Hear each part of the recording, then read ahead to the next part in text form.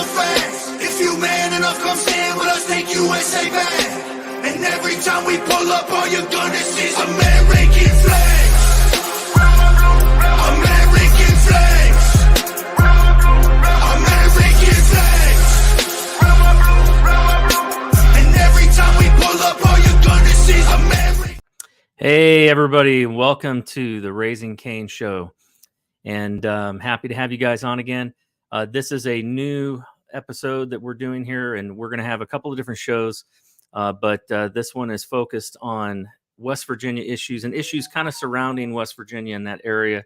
That would include, Appalachia and, of course, Ohio, Pennsylvania, and this kind of region of the world. So we're very blessed tonight to have a good friend of mine join us. His name is John Leonetti, and he was my regional coordinator during my campaign for the Northern Panhandle and educated me about something called mineral rights. And so I'm going to bring him on here, and we'll get started on this show. Hey, John. Hey, Nate. How are you? Joining us here, and you mute my phone because it's people always trying to get a hold of me. So anyway, so thank you for joining me tonight. I was very unlearned, let's just put it that way, about the issue of mineral rights. And, I had no idea what they were. And I think the very first time that, we met, I was giving my campaign stump speech at the up there in Bethany. Brooke County GOP. Brooke County GOP, thank you. And and so you came up to me afterwards, and actually it was right after I had just given a speech down in Wetzel County, and our good friend Dale had also brought up to me, asked me what I knew about mineral rights. You came up afterwards and you said, hey, what is it? You asked me what I knew about mineral rights, and I think my answer was, what are mineral rights? So that's you're not the only one. That happens a lot with people that kind of really aren't immersed in that, in the culture, say in like Pennsylvania, Eastern Ohio, and mostly in the western and northern part of West Virginia. Well, this is an issue that, part of campaigning and becoming a candidate. Too often we have people that run for office, and it seems like, right out the gate, they're already beholden to the corporations, that they're not concerned about, the interests of the people. And, what I've learned and what I discovered, largely due to you and Scott Sonda and Dale, is that mineral rights, especially for places like West Virginia, Ohio, Pennsylvania, you've got them down in Tennessee and, and Kentucky and Texas, all those places basically where there is oil and gas and, where they have not separated the rights. And that's one of the reasons why I didn't know what they were, because I grew up in California where there is no such thing as mineral rights. And so, but here, in West Virginia, they separated those a long time ago. And many people, this has become their inheritance. So let's start there, John. If you wouldn't mind, just share a little background about how you ended up, owning minerals. And if you wouldn't mind, this is going to be an important show. And I know that for a lot of people may be like, the same way I was, what are minerals? But this is an important issue because it's going to demonstrate by the end of this podcast, you're going to have a good understanding of part of the problem in American politics today, how issues that matter to the people, issues that are extremely important to their well-being and their livelihood, oftentimes just get overlooked and ignored because, let's face it, the people don't have, a bunch of lawyers backing them. They don't have a bunch of lobbyists working on their behalf. Whereas these corporations that have a lot of money, they can hire people to, basically go down and lobby Congress and lobby our state legislature and work with the state legislature to make, pass laws that are beneficial to them, but not necessarily beneficial, to the little man. So, John, I'm going to give it to you here, and go ahead and share a little bit about yourself, how you got into this, and maybe touch on kind of what was going on at the time that I met you and we were talking about this. Well, just I just want to kind of comment on something you said earlier about California. Like you, I lived in California, Southern California, for about 18 years, and it doesn't surprise me at all. It's just one more right that California takes away from people. That we are very, very blessed to have here in West Virginia, and to another, kind of a lesser extent up in Pennsylvania, and definitely, Ohio, of course, in this case, Eastern Ohio. But I came into this around 20, well, let me backtrack on that. So, like a lot of people, my mom was living here at the farm that we're at right now, and she was approached in, I believe it was around 2007 or 8, from a company called Fortuna, and she signed a lease with Fortuna. And like a lot of people around here, in the mid 2000s, they were sort of, they were, throwing some money around for basically like, we have an idea, we might drill at some point, we'll get to it when we get to it, but here's some money to keep, just to keep you, kind of betrothed to us, which is what these leases are. It's almost like a, depending on the lease language, it can be a very good thing. And honestly, in most cases, as we're finding, it's not really a good thing. The lease language, it's not really Now, to the John, advantage. real quick, just to cut in on that, my understanding is that when the oil and gas industry first kind of broke into West Virginia, there was all kinds of shenanigans that were going on, that people were getting put in these leases for life, and things like that. Is that, does that kind of stuff still happen today, or have they wiped out a lot of that with any of the legislation here in West Virginia? Well, honestly, like the whole situation, as you'll find, is a lot of people will find listening to this, it's complicated. There's a lot of aspects that kind of intersect when it comes to whether people are treated well or treated not so well. I think, well, I mean, let me get back to what I was saying before, just kind of going through the what it was a little while ago. But actually, to answer your point though, in like the mid 2000s, like I say, like 2007, 2008, the irony of it is a lot of these leases, the people that still have them, like myself, are actually not bad, because there was competition back then, and there was competition between the different oil and gas companies to get people to sign. You're not quite as locked in as you are now, based on a lot of the bills that have been passed in, honestly, really the last 4 years. But what it was is you actually got some interesting stuff. Like in my case, for instance, it's a very rare thing in my lease. And most people don't have this, but I get to, the particular operators that I deal with, according to the lease, they have to pay my property tax 7/8 of it. Now, the way the laws have gone, and we'll get to that, about how they're taxing people now, that's a big deal. I mean, that's a good chunk of money. How much? People, and just so people understand what we're talking about here, if you don't mind, roughly what's the acreage that you have? I have 192 contiguous acres. Right. Like I don't have a little 2 acres somewhere else I bought, but everything is contained within where I live on all my property. So it's 192. Yeah, and I've been up there, folks. It is absolutely beautiful.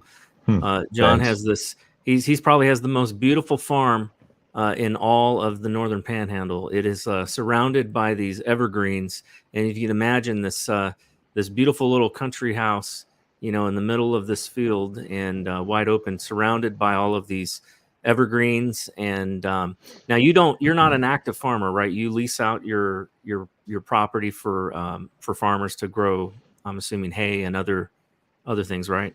Yeah, actually, my neighbor that rents it from me, he was out today, actually last couple of days, doing first cutting, because the heat and everything, it'll dry that hay up in almost in no time. So yeah. Even if it does get rained on, it's going to be pretty dry the next day. So everybody's out there kind of trying to race against the clock to get that first cutting done. So for those that don't know, just to, and I realize you got a mix of people that are watching tonight. What we're talking about tonight is mineral owners' rights, and so there are in West Virginia, the minerals were separated a long time ago from, from the surface, and so if you own the land, you may own minerals underneath it. And in particular, we have we've got some, quite a bit of oil and gas in West Virginia in the Northern Panhandle, in particular. So, John, do you want to just share real quickly, what oil and gas? Why is the Northern Panhandle important to West Virginia energy and to the U.S. for that matter? Well, if I'm not mistaken, it's the number 5, I believe, largest oil and gas reserves in the world, just past, I think it's just under Saudi Arabia. And I mean, and just as the geology gets better and they're able to pinpoint more of where a lot of these reservoirs are, it makes it pretty desirable out here. What actually really kind of opened things up, don't quote me on the year, but I believe it was either 2006, 2007, Range Resources drilled the first horizontal well.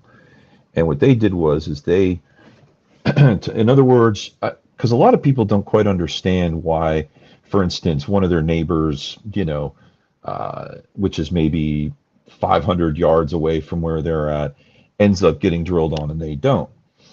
And it's almost like a permanent thing. What Range found out when they drilled in all these different directions, there was a certain direction. It's usually from northwest to southeast. That's how the strata lies. Basically, kind of the way the coal seams are.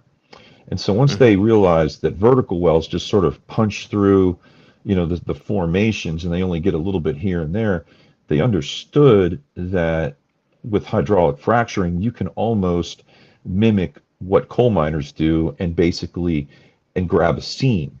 So that's really how a lot of the oil and gas is situated out here. It's similar to coal, is in there, they're in seams and they go from, like I say, northwest to southeast. And so that's kind of where they found was where the best yield came from. And then that's, basically from there, that's when kind of a lot of the other companies started to mimic that. And it's pretty much a proven fact that that's kind of where, pretty much where the bulk of, of the oil and gas comes from, as if you do it as one whole seam instead of just going maybe through going maybe 10,000 feet down and going through like 3 or 4, or more in our case, like maybe 2 to 3 formations. Now there's there are a lot of people that don't understand or may not realize that oil and gas became such a boom in West Virginia, largely because of the ability to be able to do fracking and be able to extract oil from shale. Yeah. And so that has been one of the biggest booms to West Virginia. But it seems like for all of the boom that is, and for the amount of oil and gas that we have in the state, it just seems like West Virginia is behind in in being able to take that oil and gas and turn it into something that would cause a major economic boom in West Virginia. It seems that that there's something that is holding things back, because in my estimation, I would say that West Virginia is probably one of the richest states in terms of natural resources. It's not only oil and gas, but it's the amount of coal that we have. It's also the amount of hardwoods that we have, and water. Water is a huge thing, and we own the Ohio River essentially from the headwaters. So in your estimation, why is it that we've not been able to take those resources like oil and gas and coal and translate that to greater economic prosperity for West Virginia? Well, I think it's a number of reasons, but one of the biggest issues that I see is most of these the outside companies that pretty much have a big foothold out here, like the Anteros, like this, the Southwest, which is partially owned by Chesapeake now, Equinor, EQT. I mean, these companies basically have a pretty good, foothold in this area. Now, for instance, Southwest and Equinor is a European company. Southwest is a Texas company. A lot of this money just leaves the state.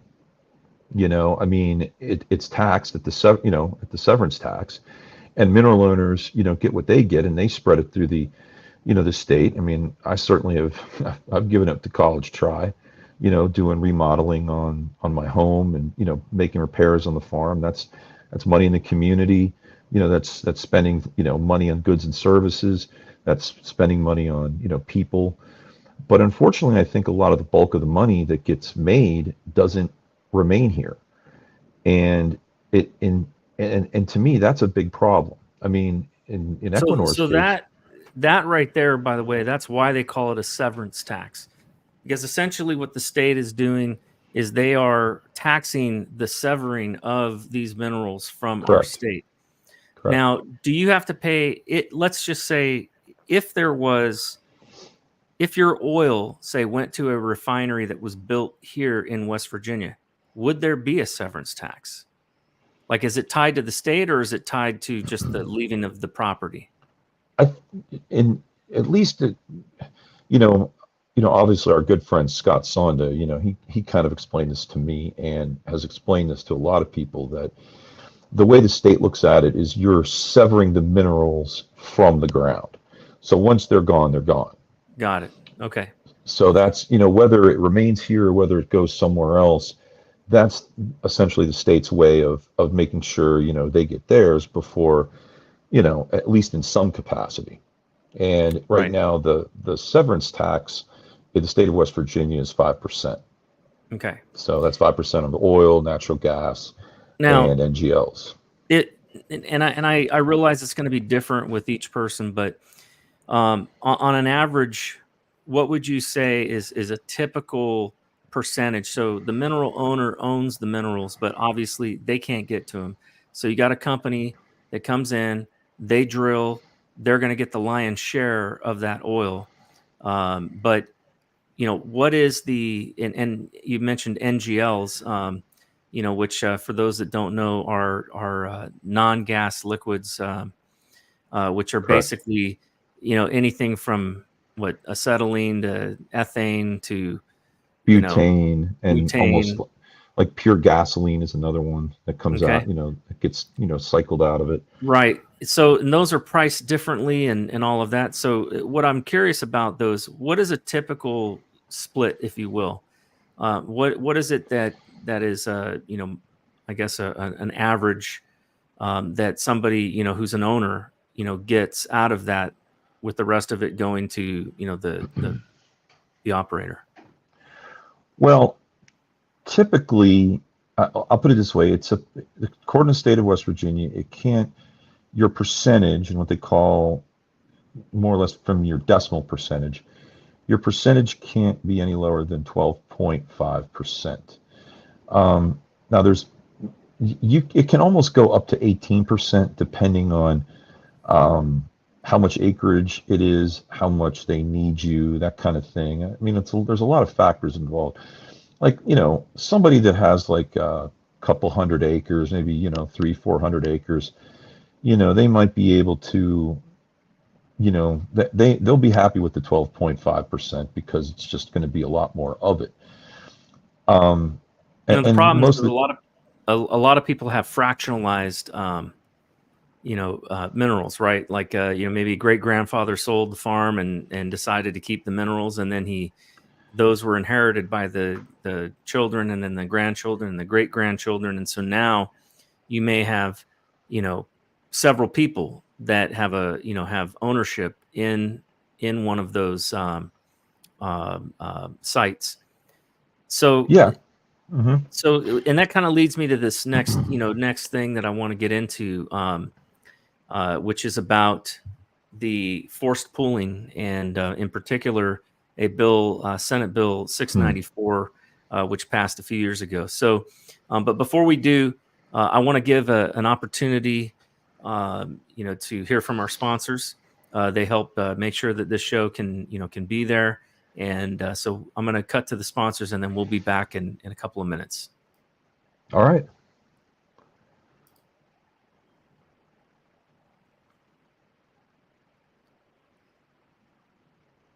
Military use when they need unlimited power during critical missions. Civilians like you can now get their hands on the exact same technology within 24 hours for pennies on the dollar. Folks, as a former infantry soldier, I can tell you this is the best and cheapest way to get reliable, unlimited energy. And no, I'm not talking about regular generators or the expensive solar panels. You don't have to be an electrician to do it. There's no maintenance needed. It doesn't take up a lot of space. And the best part, you won't need to rely on the power grid anymore. Click below now and hit play.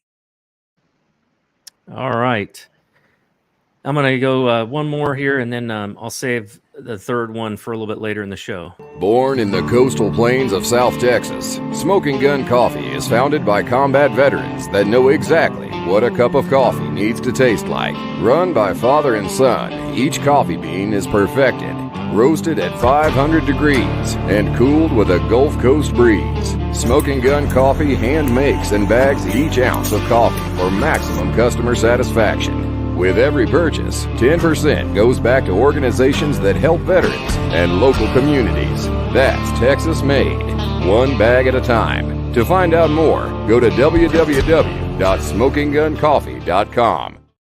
All right. So, John, thank you for hanging with us, folks. There's Sure. Promo codes down in the show notes and the links to these vendors as well. So please check it out when you get a chance. And also, please smash the like button and subscribe if you haven't subscribed.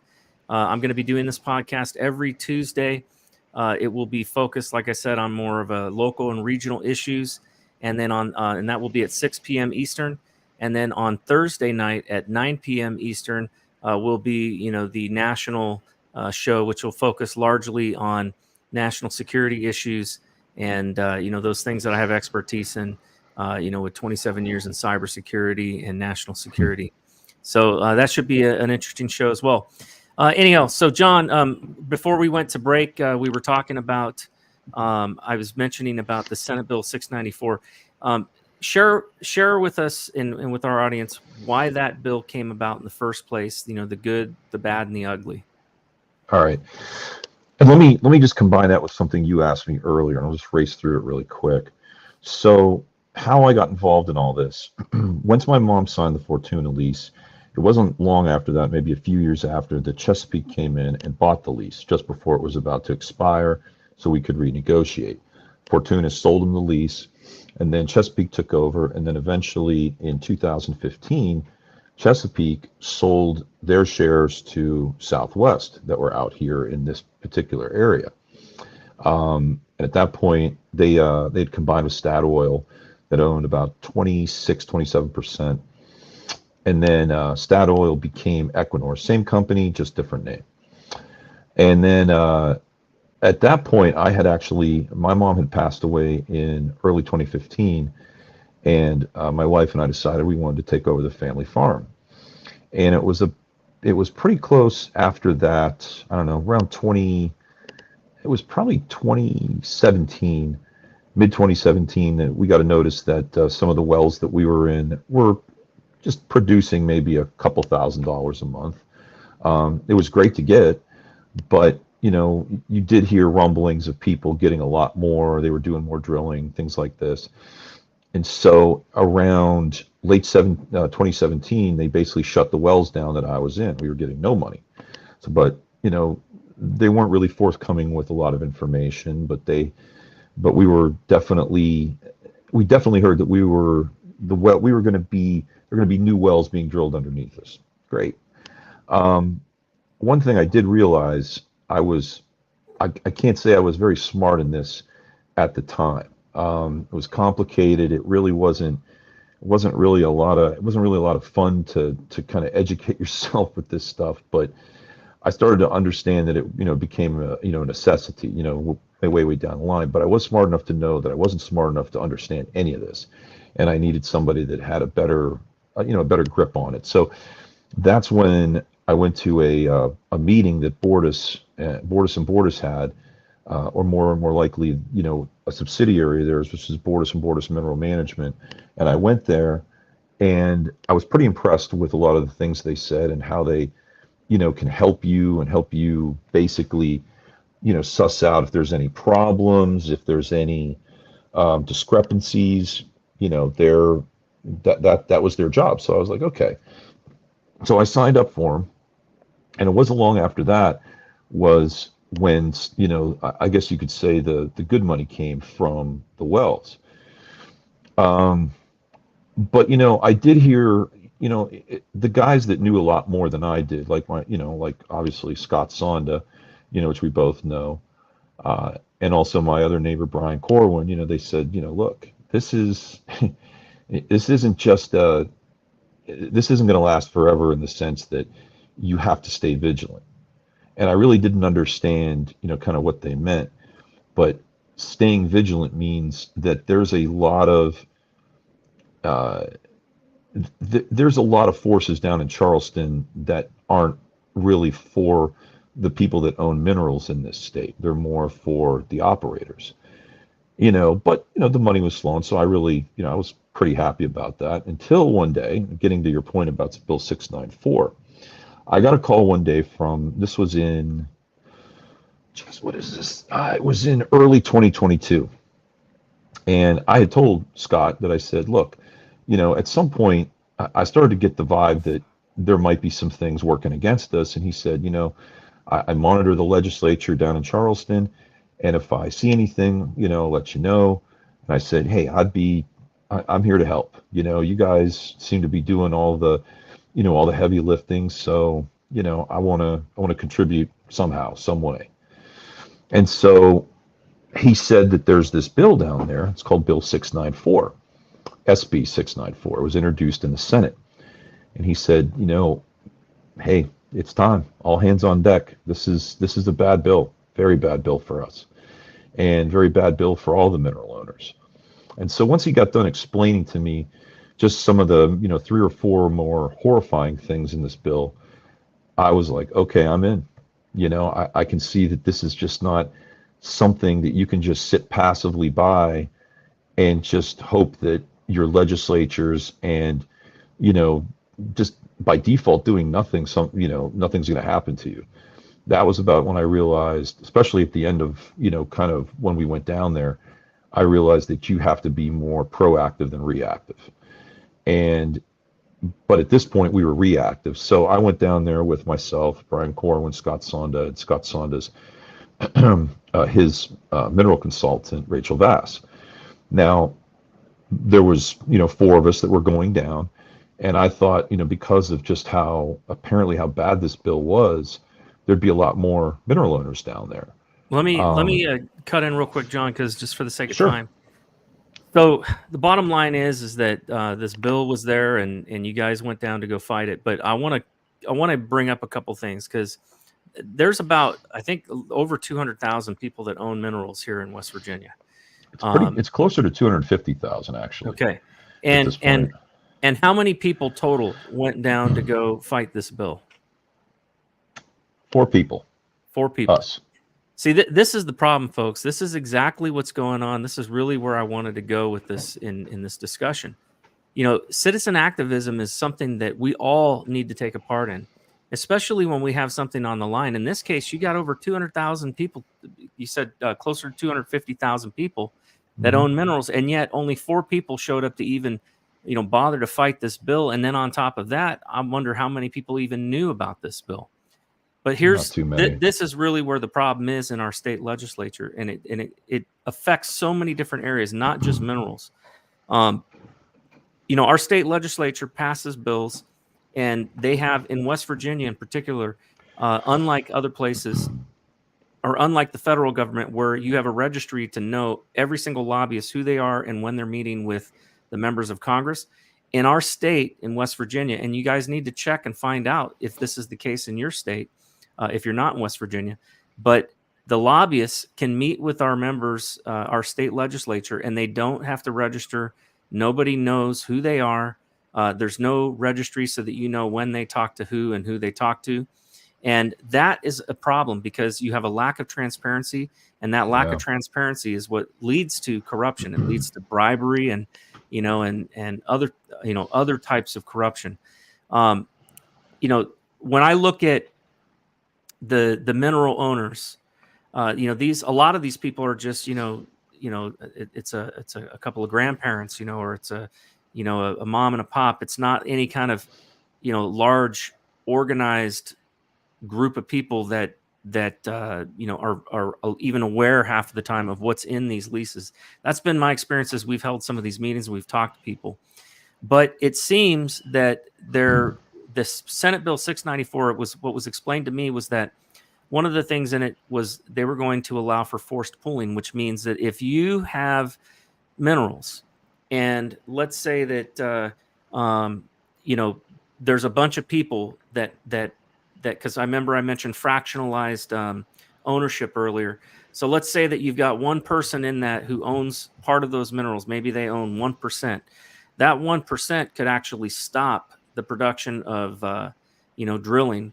And so the idea behind this forced pooling bill, which I think, may have had at least one good purpose in it, which was you're not going to allow for some guy because he's an anti-oil person who inherited some mineral rights. You're not going to allow for him to stop everybody else from being able to make money. However, it seems that just like in a lot of these types of things, you've got to be careful of the unintended consequences, of laws that pass. And oftentimes what happens is a piece of legislation, it gets laid out there, and maybe the first pass through, it looks good. Everything looks fine. Maybe there's a few things here or there that that need to be squabbled over by the legislators. But by the time it ends up passing, it's a completely different bill. Or it has that's correct. Other things that get added in that allow for, basically handed over the levers of power to the operators. And that's a big problem. And I don't have time necessarily to get into all the details of this bill, but basically, folks, what we're talking about here is something, like I said, that affects not just oil and gas, but affects everything. It's the same thing, when it comes to parental rights, when it comes to, we tried to pass a bill on that this last year, and it made it through the House. But by the time it made it through the House, it had pretty much been stripped of almost everything that we had put in it. And then that's a big problem. And it died in the Senate. And so there's a problem, because here's the other thing that I want people to realize. When, as a citizen, when you go to your state legislature, you can go and lobby your state legislature anytime you want. In fact, that word lobbyist, where that comes from, it's actually, it's kind of become a dirty word, but in reality, it was a good thing when it initially started. The word lobbyist comes from when people basically waited outside in the lobby, outside their representative's office, so they could talk to them about the issues that mattered to them.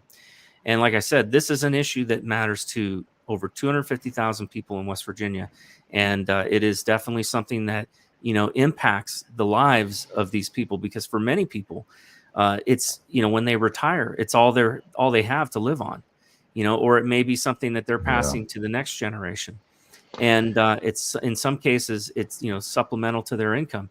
You have a lot of folks that don't own, hundreds of acres of land. Maybe they own a fraction, of 100 acres, and maybe that fraction is 1%. They're not going to be getting a big check every month, but that little bit that they get every month, it does make a difference.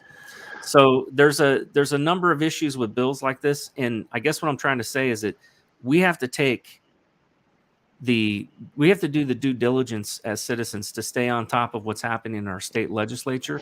It's extremely important. And we have more impact there than we do, say at the federal government. The federal government, you got to, deal with the fact that your representative isn't even, in the surrounding area. So good luck trying to get into his office. Now, for us, West Virginia, we're not far, from Washington, D.C. But the fact is that you do have the ability to have an impact. And it just matters that you've got to know about what's going on. You got to pay attention to these bills. And then you got to find other like-minded people, because to try to do this alone or to try to do this with 4 people, that's a hard thing to accomplish to anything.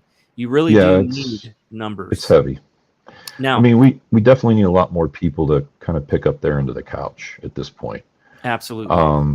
And we're not, obviously we're just trying, well, and of course we'll get to that, I guess, at some point here, but that's kind of been Scott's and I,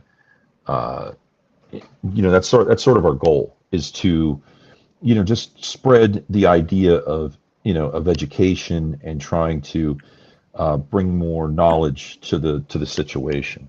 And just, sorry, go ahead. There's 2 things that I see that are kind of potentials, right, that we have the capability to do. One is, as citizens, we can submit, either legislative changes or requests to make changes, work with our state legislature, try to get them to support a bill that we want supported. But the other option that we have is we can utilize volunteers to make phone calls. Now, we saw this in action with the Parents' Bill of Rights here in West Virginia, and where we utilized a lot of people making phone calls. We went down there. We set up tables in both the House and the Senate in the rotunda. We set up signs. We had books. Now, we didn't necessarily do this with the mineral owners' rights issue, but I think it's something that would be worthy to consider doing more of a proactive, type of thing. And we did it in a way that was respectful to our state legislature, but it did make it clear that we wanted action. And we did. We got some action. We actually got some signatures, too, while we were there, of legislators that said that they would support it. Now, I think that one of the things that I had heard in that bill failing was that they had so many phone calls from outside, from groups like the ACLU and stuff like that. This is the Parents' Bill of Rights issue that I'm bringing up. But it brings up a problem, and that is that, influence can come from anywhere, not just within your state. And so that's something to consider. Now, on this issue of mineral rights, I highly doubt. I think in this case, the numbers are in the favor, of the people, because, people outside the state probably don't care, and they're not going to be involved like, say ACLU would on a parents' rights issue. But it's not an emotional issue like the Parents' Bill of Rights. And I want to just make a point on that, because that was something that, Scott and I really understood, that, part of the problem is the messaging. And that is, if you try to explain a lot of the nuance of what this is, code, lease language, royalty statements, I mean, most people are just happy to get the check in the mail or deposited directly into their account. Right. They don't really want to know how the sausage is made, because if you start going down that path, then you start to realize there's a lot of you start to realize that there's something else going on underneath the surface, and it takes even more time and more effort, and none of this stuff is very sexy. No, it's not. In fact, it is I think most people's eyes probably glaze over, when they hear about this, and that's part of the 100%. Reason. That's part of the reason why, really in this show, I'm not so much digging into, the details of a lot of these bills, because it would, quite honestly, folks, it would. Let's put it this way. I had to sit down with probably one of the smartest guys I know on this issue, Scott Sonda, and I think he spent about 3 hours educating me on how all this works. And then afterwards, I said, I need another session because I still don't get it. And it was another 3 hours of going through and learning this stuff, but that's what it takes, to understand something. And again, if I was, in my case, I was learning it because I was a candidate and I wanted to understand something that affected our people here in West Virginia. But if you're somebody who benefits from this, it behooves you to understand it and learn it, and to understand how they do assessments and things like that. One of the other problems that, to me, has been an issue, and what is the end goal of a conversation like this is, what are we going to do about it? and what are our next steps to try to change things? And, and this isn't just for West Virginia, because there's, like I said, there are people in other states that have minerals and maybe are facing similar situations. But another issue that has come up, that has been, brought to my attention is the way they assess the value, of said minerals. In Scott gave me an example where he had wells that had been, being tapped for many years, and they were pumping oil out of these wells, which means there's less oil there now. And yet they came and they reassessed the value of his wells higher than new wells that were right next door, where they had not done any drilling at all, meaning there's a lot more oil over there. And so it seems that the way that they assess these minerals here in West Virginia is it doesn't really make sense. Well, it doesn't make sense to the general public. It probably makes sense to the tax department, because in the end, they're the ones that are, on the winning side of this. And it's an interesting thing, because I was actually in, Scott's hearing that he had in 2023 that they had in Ohio County, and he was up there. It was him, and basically he was basically, fighting the idea of what this was with one of the representatives from the tax department and a lawyer from the tax department. And I was in the room when Scott literally just blew up their entire formula. I mean, it was wrong. I mean, the way they were doing it was, and I just want people to understand this, that are out there that may not have, that are getting these bills and may not understand why what the origin of this is. What they were doing was, or the way the formula was concocted, basically, I don't know whether it was on purpose or whether it was accidental. I'm not implying either way, but the way they had structured it was, even if you have a 4th, 5th, 6th, year well, the way the formula was made, it was still going back to the first year valuations when the valuation is the highest and when the production is the highest. And they just did not, and they never budged on it. They were saying, and I was in the room, Scott, literally had them, they really didn't have much to say. It's not necessarily being based on the amount of oil that's being taken out of the ground per se. To a certain extent, you could say that, but see, this is where I think a lot of people are very upset by this, is because technically we're getting taxed twice on our income.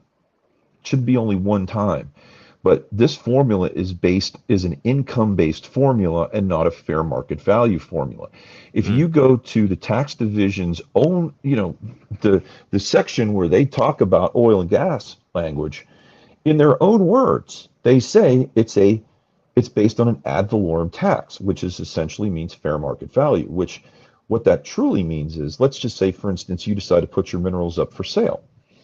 And the way the fair market and ad valorem works is, I believe they look at sales within your area, whether it's your zip code or whether it's a couple zip codes around there, how much those properties sold in the last 3 years. That's pretty fair. But that's what the tax division actually says. But they're not following that. That's not how they're basing. That's not how the formula is based, and that's a big problem, to the point where, just so you know, Scott, he has filed a lawsuit against the state for, based on Bill 4850. And I actually talked to him today, and he said that right now they're waiting to hear back from basically the representatives from the legislation, because he has a lot of people named in the suit. But that's the very frustrating part, is getting taxed twice on your income and not following the law as it says in the tax code. Let's say, for instance, I'll give you an example, just real quick. Okay. So when we were looking at, for Scott, to basically prove this, we had found about maybe 3 or 4 people that, had sold their their minerals within the last 2 to 3 years, and it was all somewhere around between 5,000 and 7,000. And that's what it was. I mean, the way these things were valued, I mean, it was, people were getting valued at 10,000, 12,000, an acre. And that's what I meant, 5 to 7,000 an acre is basically the market value right now. And that just depends whether or not they have maybe drilled on you for, they've taken actual minerals out of the ground, say 4 or 5 years versus maybe 6 months before they're about to drill. Now you could see maybe 7 to 8,000. It's possible. But, that's really what it is. They're not following their own language. And I think that's the big frustration for all of us. And so that's what triggered Scott to basically file this lawsuit. And unfortunately, the people, don't have a representative, that's basically going to file suit on their behalf. No. And maybe that's part of the problem. We need a division, within the state that actually represents the interests of the people, like a consumer affairs, office or something like that. I've got to jump to another break here. This is the last commercial for this show, but I'm going to play this and then we'll be right back. All right, so next up we have Julius here, and he's from his company Eco Inventions. That's correct. And he has the Eco Washer. Now, I see it says never buy laundry detergent again. Right. I think the laundry detergent people are going to be after this. Yeah, they're probably not going to like you.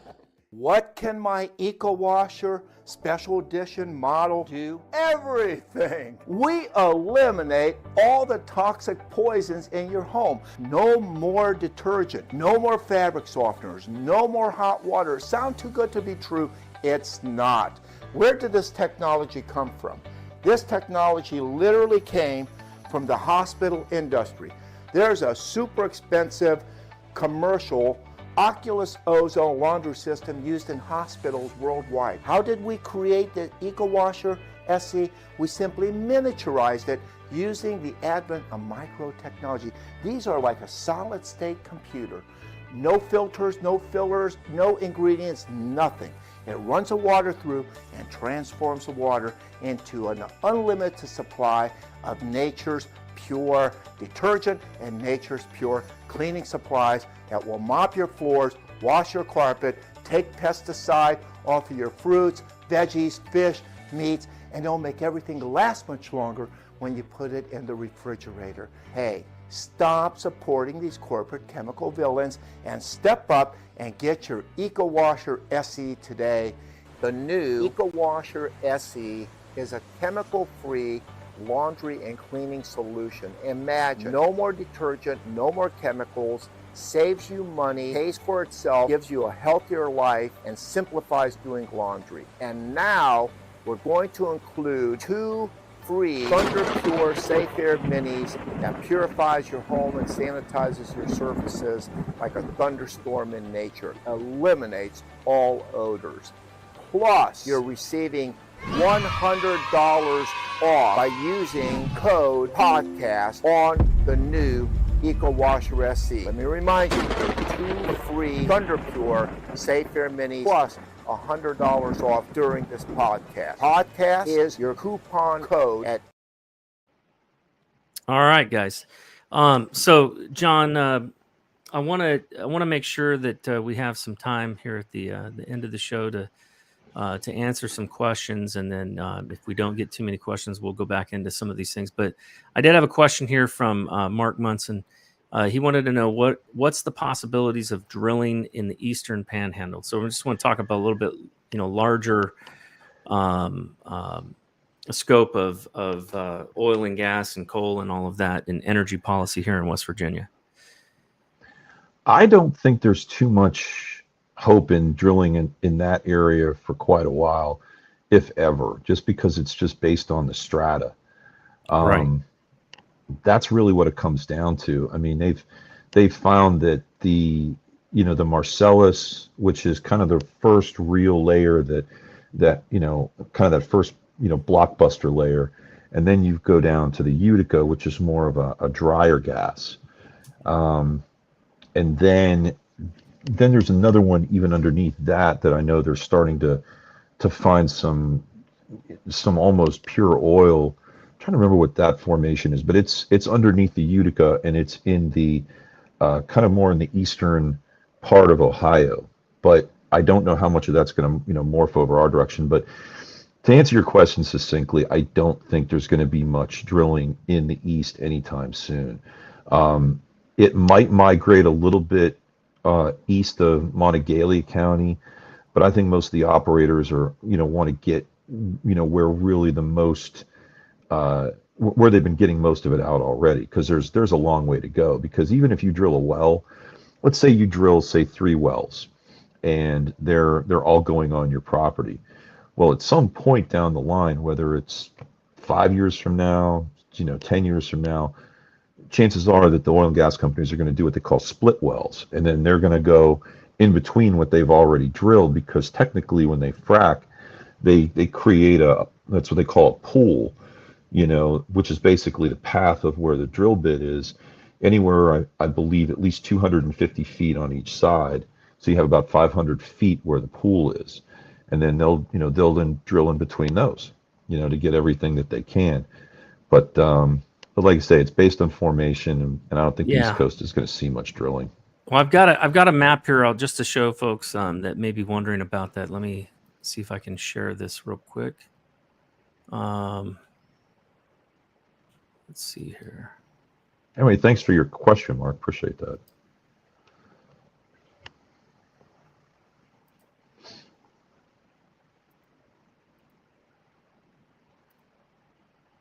Let's see.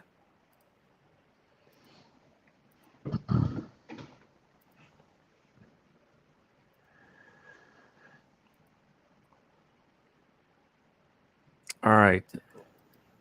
So if you can see on this map here, this is basically everything here that is in orange is where your oil and gas is. And, I could zoom in, but basically it goes up, it extends up into the northern panhandle, but there's really nothing, kind of in that panhandle at all, as far as gas. Now, there are some old coal mines and things like that. Some of those have been shut down. But it seems to me what needs to happen, and, and I think this is going to be an important part of the development for West Virginia's energy sector, is we've got to exploit all of these, natural resources that we have. And one of the things that I noticed was that there was a tariff called the TEPCO tariff, which basically pays for repairs and things like that on a pipeline that runs all the way down to Texas. And in looking some statements by people, I saw that there were fees that were being charged to the mineral owners, for those pipeline tariffs. And that brings up a good point, in that why don't we do more? If the oil is being produced here, if the gas is being produced here, why aren't we building the refineries here in West Virginia, in order to refine, that natural resource into something that then we can sell at a higher price? That would make sense to me, and that's something I'm certainly talking to the state legislature about, and asking them to consider investment in that. There's been a lot of pushing for green energy and climate change initiative and all of that by the Biden administration. Unfortunately, there's nothing clean about it. You're talking about putting up windmills, and which essentially have about a 20-year lifespan, and then they've got to, they mess up the scenery. Number one, they're made of something that's not recyclable, and then they've got to, they basically got to bury them in landfills, and the cost to tear these things down is quite expensive. You also have, though, a similar problem with solar panels. A lot of these solar panels are made in China, and there is a series of them that are being made now out of Germany, but they're quite expensive, and they're only producing electricity when there's wind or when there's the sun's out. Whereas what we could pull out of the ground is more than we could use probably, in the next 1,000 years, especially as we become more and more energy efficient with the production of energy. They can do things like heat recapture, on these power plants, and generate even more electricity. So I would like to see us move in a direction where, we are producing more things here in West Virginia. We're actually producing, the manufacturing facilities or the petroleum, um, um, uh, refineries here as close to the source as possible, because what you get when you do that is, number one, you reduce the potential for environmental, disasters. Hmm. You don't have to worry about a truck, ending up having an oil spill or a pipeline, leaking or blowing up or something like that. It's right there next to the source. It produces jobs, good paying jobs, Yep. which we could all use that, and we would be producing the electricity here with the power plants. I think we've got to move to that. Hopefully, Trump gets in there, and we'll be able to do that, and we'll be able to see, things take a turn, for the better, for oil, because for oil and gas and coal, and we've talked to you and I have talked to some people that are doing some pretty interesting things with taking coal, oil, and gas and turning it into hydrogen, Mm. which burns perfectly clean, and they're able to separate out all these special minerals. Like with coal, they can take it and actually create some of the finest graphene possible, and at the same time they're producing hydrogen, and it's just amazing what we can do today. So we are moving in a direction, I think, that with the right people in our government, we could, number one, we've got to stop the federal government from intervening and sticking their nose in our business. But as long as we have to have a pipeline, or as long as something goes out of state, then that's where the feds can get involved. So doing things here, putting that initial investment towards building those refineries and those plants, and a lot of people don't know that plastic, for example, is made from from oil. It's made from a byproduct, ethane, Yeah. and certain types of plastics. So we could be making those things here, and we could be, like I said, creating the jobs, creating industry. But it's going to take, people advocating. So I think it's fair to say we have some major problems that need to be resolved with regards to, fair and equitable shares, where with regards to some of the state legislation. But you are not advocating, neither am I advocating for for these operators to be put out of business. We want to see them be No. successful, because without them, No. none of us, that, well, I should say none of you, because I don't own minerals, but those that are mineral owners, they're not getting, they can't be successful in in exploiting those minerals that they own and getting something for them, unless there's somebody willing to invest in doing the drilling and all that. But it's clear that there are some problems. So one of the things that we had talked about before, and I would propose that we continue to work towards this goal, is getting the word out to people, making sure that we get people together, because the more voices there are down in Charleston, the more likely they're going to be heard, and the more likely that we're going to see legislation that is more fair to the people that actually own the minerals.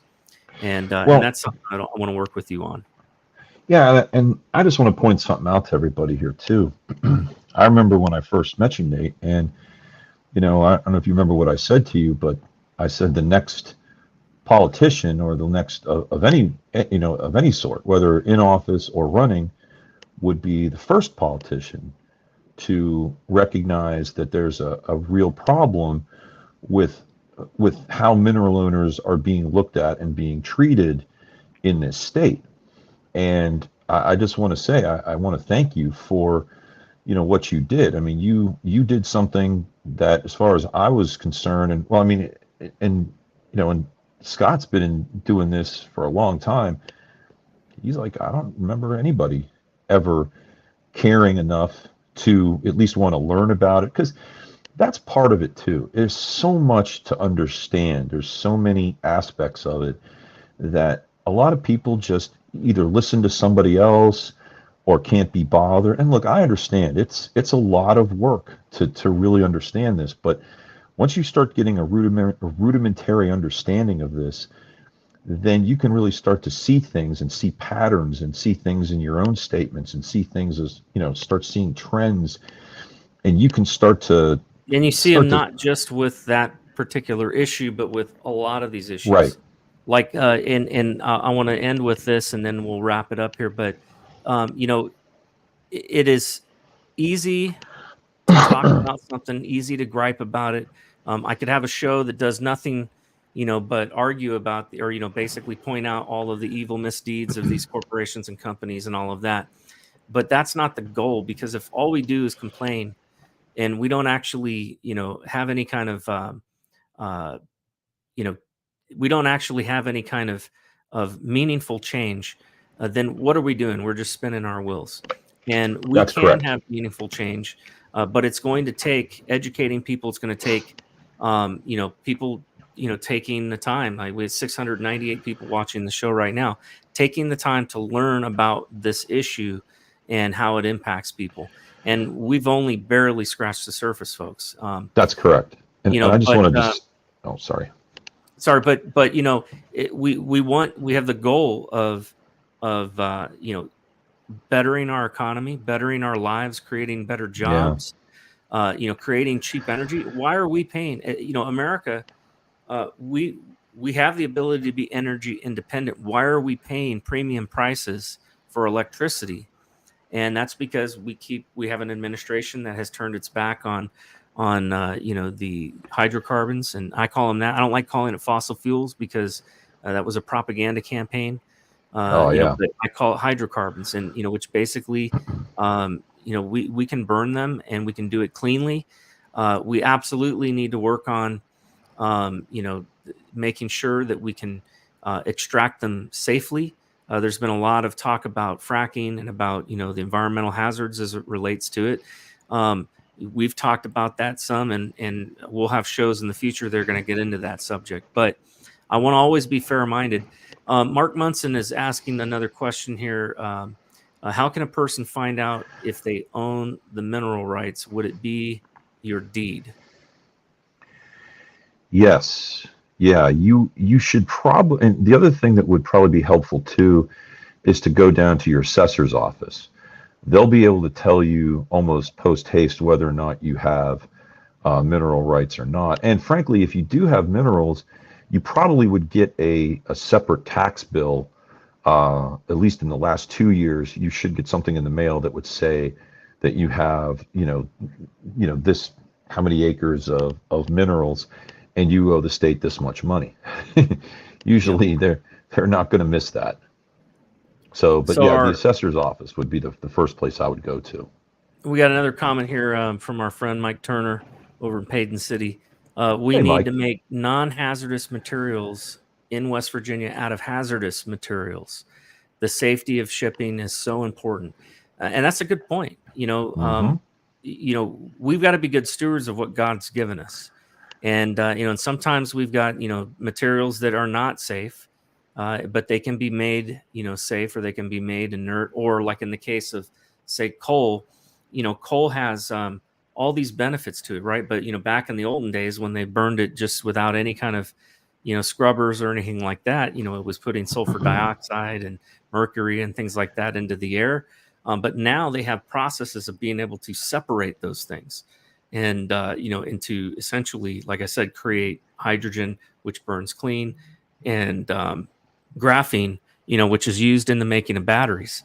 So, there's a lot of really interesting innovation.